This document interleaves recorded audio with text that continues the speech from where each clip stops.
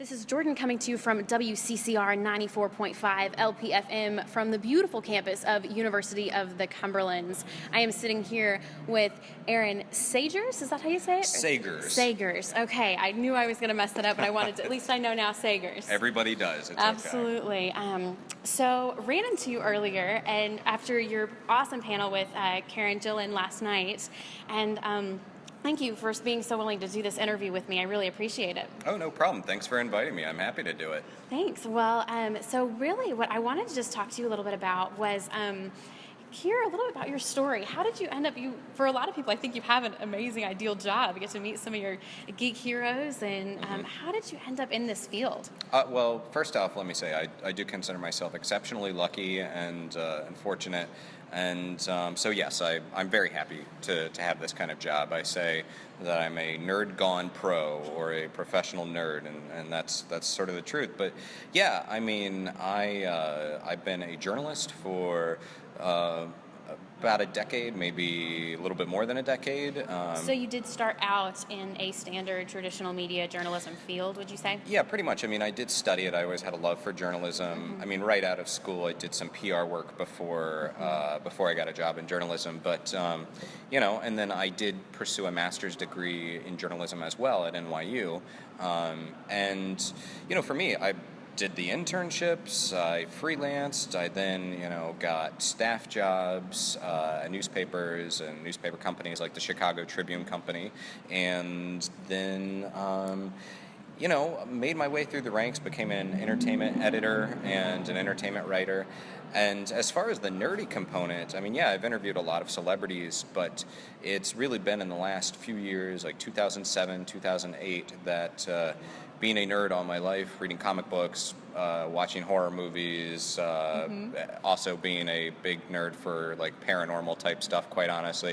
All that kind of came to fruition where suddenly my knowledge that I just grew up with was in demand. So then I kind of became part of the geek media world. And since then, I've worked for CNN, MTV, Huffington Post, done pundit work for BBC. Wow. Done a lot of different stuff, and of course I've become a professional host and moderator, and then I also run my own little website called ParanormalPopCulture.com, which was the basis for a TV show on the Travel Channel called Paranormal Paparazzi, which I hosted and co-executive produced. So, okay. Long answer, but... No, that's exactly what I'm looking for.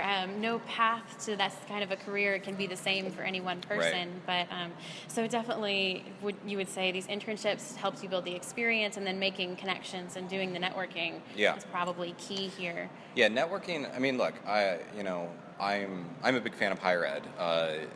I don't think it's necessarily for everybody, but it really worked out well for me because it put me in a position where I was, again, for my program, I was working with people that inspired me, but also they were working in the field. They were still working in the field, and then could help me network and connect with the right people.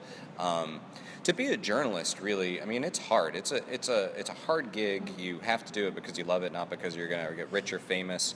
Right. But really, what I would suggest to people is, like, the power is really yours.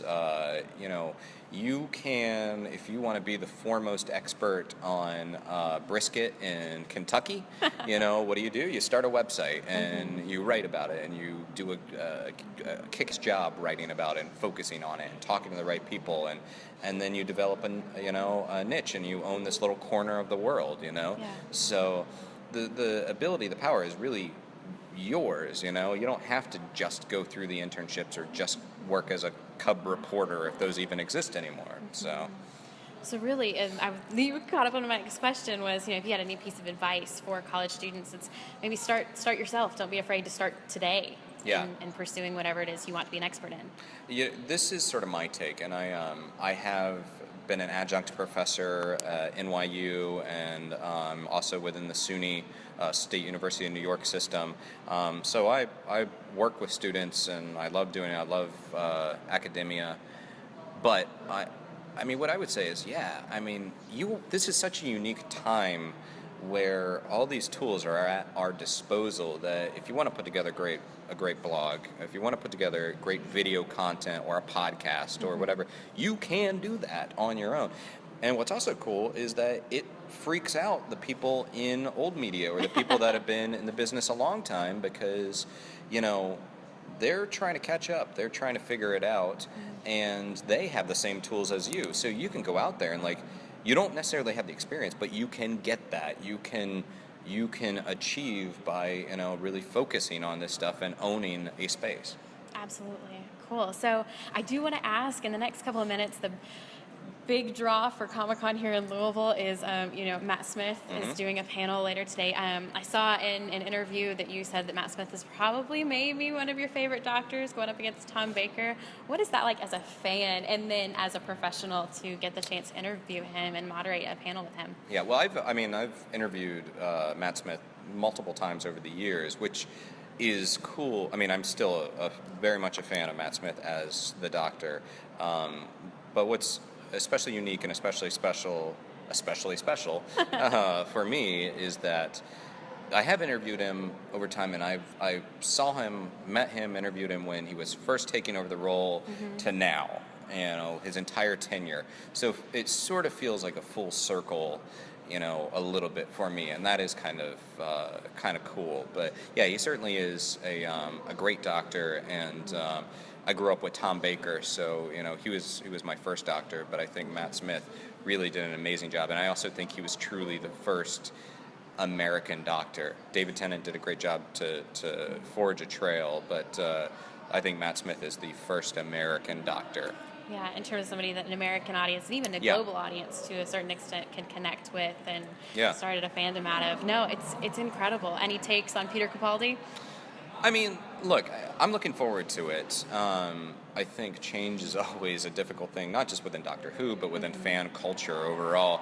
But the important thing is to maintain your enthusiasm and give a person a shot to be good at it. And that includes J.J. Abrams on Star Wars, or this actor, you know, Ben Affleck taking over Batman. Like, you know, love the things, love your nerdery, but, you know, also give people a chance to do a good job, you know. So I'm excited about Peter Capaldi. I'm looking forward to it. Very cool. Well, thank you so much for taking a few minutes. I really appreciate it. For those that are listening, where can they find more from you? I would ask them to kindly reach out to me on Twitter at Aaron Sagers, which you can also do that on Instagram, Aaron Sagers, and heck, say hi to me on Facebook as well. And then if you have some time, head on over to paranormalpopculture.com, which is sort of my own little space, and then look out for me on, you know, TV, Huffington Post, everywhere where I'm writing about nerd culture. And if you come to a con and I'm there, please come up, say hi, say you heard this podcast, and we'll geek out together. That sounds great. Thank you so much. We really appreciate it.